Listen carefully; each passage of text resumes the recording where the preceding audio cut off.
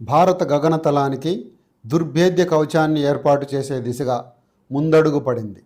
దేశ తొలి integrated air defence weapon system IADWS పరీక్ష విజయవంతమైంది.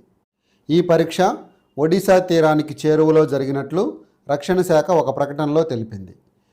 ఈ integrated air defence weapon system శత్రు క్షిపణులు, యుద్ధ విమానాలు, డ్రోన్ల నుంచి రక్షణ కల్పించే బహుళ అంచెల గగనతల రక్షణ వ్యవస్థ.